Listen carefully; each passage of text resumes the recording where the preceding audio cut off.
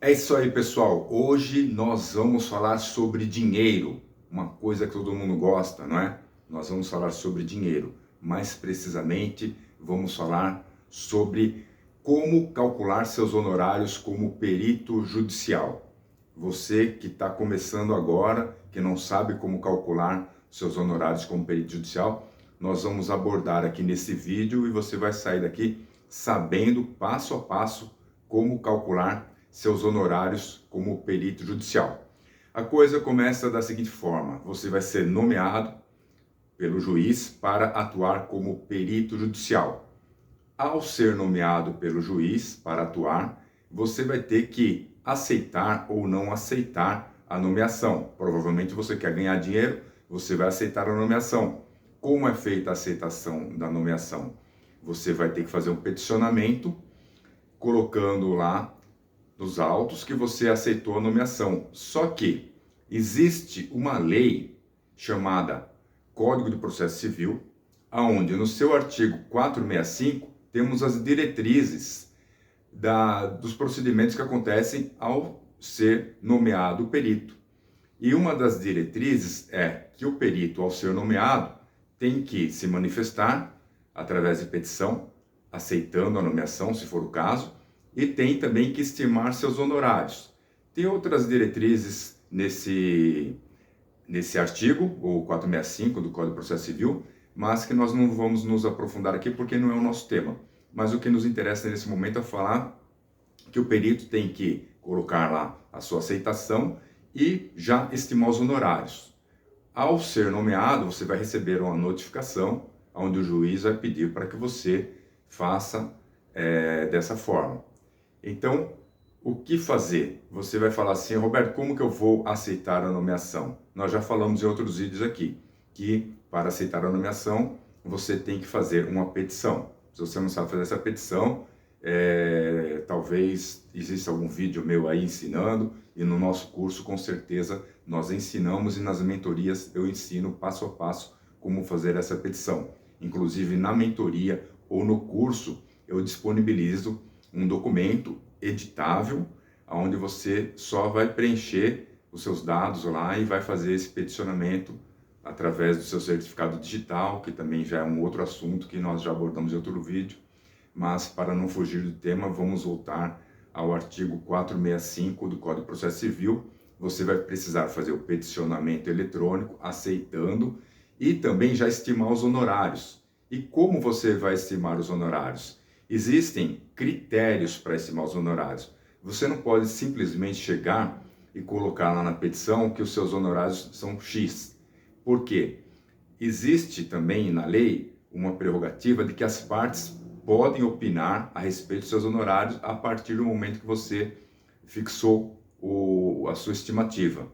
Os advogados podem e geralmente fazem isso. Então, para que você não seja questionado quanto aos seus honorários, é muito interessante que você tenha critério para que fundamente a sua estimativa de honorários e não deixe aí abertura para que as partes venham a questionar os seus honorários como se você tivesse tirado aquele valor da cartola. Existe uma fundamentação, existem critérios para que você faça a cobrança de honorários. Qual que é o critério? O perito, por exemplo, no meu caso, engenheiro civil, ou o arquiteto, ou até peritos de outras áreas, a gente se baseia nas horas técnicas despendidas para a realização do nosso trabalho. E essas horas técnicas, elas vão do começo ao fim. Então nós temos que ter aí uma visão de quantas horas técnicas nós vamos necessitar para podermos realizar o nosso trabalho. Como fazemos isso? Existe ali uma análise que você tem que fazer como um todo para mensurar essas horas. E eu vou dar uma dica. Primeiro, você tem que saber quantas horas você vai levar para fazer a análise do processo, uma análise prévia de documentações, e até mesmo durante a realização do seu trabalho você vai ter que ter acesso ao processo, analisar documentações. Então esse é um ponto, a análise de documentações. Outro ponto, quando você for fazer a vistoria, ela pode ser longe, pode ser perto, mas independentemente da localização, você vai precisar se deslocar até um local.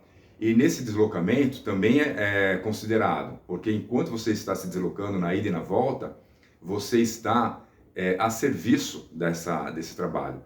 Terceiro ponto, a vistoria propriamente dita. Você vai levar um tempo lá para fazer a vistoria e você tem que considerar quantas horas você vai trabalhar para fazer essa vistoria. E depois você vai ter a elaboração do laudo, que também geralmente é o que demanda mais horas. Então vamos fazer aqui uma simulação de um caso em que você tem ali análise de documentações. Você pode colocar, por exemplo, 1 hora. Né? Coloca 1 hora de análise de documentação, que eu acho que é suficiente, se não for um caso tão complexo. Depois você vai colocar lá 2 horas para fazer o deslocamento até o local, ida e volta, dependendo, não é na sua cidade, é uma cidade vizinha, ainda que seja na sua cidade, você tem o deslocamento de 1 hora para ir, 1 hora para voltar, são mais 2 horas. Então assim, ó, nós temos aí análise 1 hora, mais ida e volta já dá 3 horas.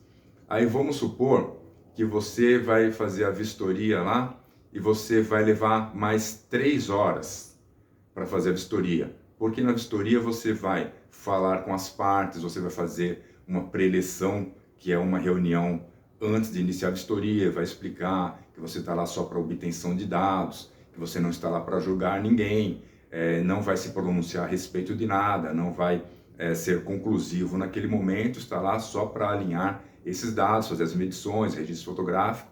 Então, tem essa preleção, tem a vistoria propriamente dita, onde você vai fazer registro fotográfico, vai tirar medidas, conferências e tudo. Isso também leva um tempo, não é tão rápido.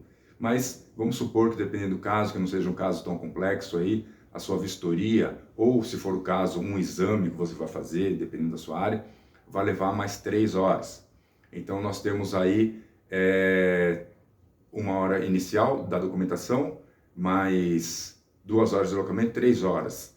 Mas temos aí 3 horas da vistoria. Então, nós temos 6 horas, correto? 6 horas. Fora isso, nós temos a realização da elaboração do laudo.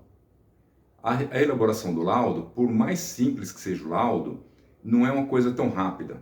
É uma coisa que, no mínimo, 1 dia de trabalho você vai levar, mas isso para um laudo muito simples. Vamos supor que você leve, por exemplo, 11 horas para elaborar o laudo, que não é nada exorbitante. Para elaborar o laudo, você vai ter que fazer um compilado de todas aquelas informações que você levantou, dos estudos que você fez nos autos, das informações da vistoria. Você vai ter que editar fotos, editar imagens. Às vezes você vai ter que fazer uma pequena ilustração, um croquis. Tudo isso aí leva tempo, não é só a redação, pesquisa, dependendo do relatório, se for uma avaliação do imóvel, tem pesquisa imobiliária que vai mais horas ainda.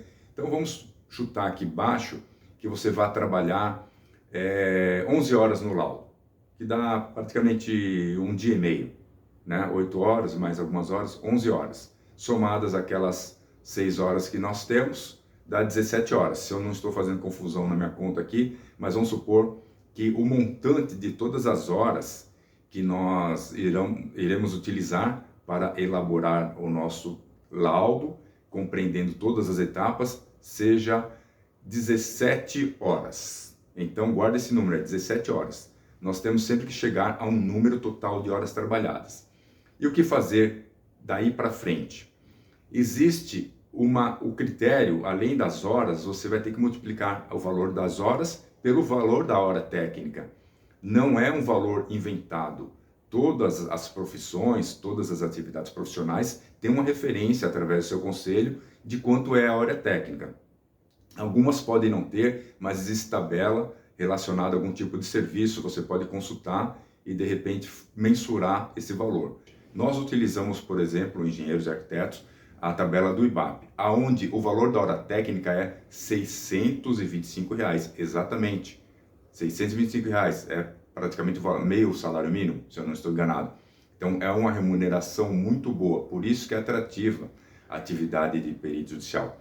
Então veja, para você chegar ao montante, você tem as 17 horas trabalhadas. Você multiplicando aquelas 17 horas pelos R$ 625, se não me falha a memória, está dando 10.625. Depois vocês conferem aí. 10.625, um trabalho que você vai levar 17 horas para fazer. Então, é muito válido você atuar como perito judicial e trabalhar aí em cima das nomeações para ter cada vez mais trabalho. Agora, depois que você mensurou esse valor, os 10.625 de honorários, você tem que fazer um peticionamento, porque aquela petição que você vai fazer para aceitação, já naquela petição você pode citar o valor estimado de honorários. Você vai ter lá na petição uma introdução, o parágrafo dizendo que você aceita a nomeação e um outro parágrafo já entrando no valor que você calculou. Você pode colocar ali uma planilha resumida do valor das horas técnicas e além disso você pode até solicitar o adiantamento de honorários, se for o caso, citando lá o artigo que prevê que o juiz pode te liberar até 50% de honorários. Mas é importante que você saiba, então, calcular o valor das horas, ou a quantidade de horas técnicas, ter uma fonte de pesquisa da onde vem o valor da hora técnica, chegar no total do valor, elaborar essa petição e colocar nos autos. Aí as partes vão ter lá um tempo para poder se pronunciar a respeito dos seus honorários. Se eles forem aceitos, terão que depositar e aí você vai acompanhando o processo e vai haver a liberação para que você efetue a sua perícia e depois faça o laudo e lá na frente faça a cobrança de honorários. Em resumo, pessoal, é isso. Você tem que estudar o caso para poder estimar quantas horas você vai trabalhar, para poder saber quantas horas você vai se deslocar, para saber quantas horas você vai levar para fazer a vistoria, ter uma ideia de quantas horas você vai ter que trabalhar para fazer o laudo.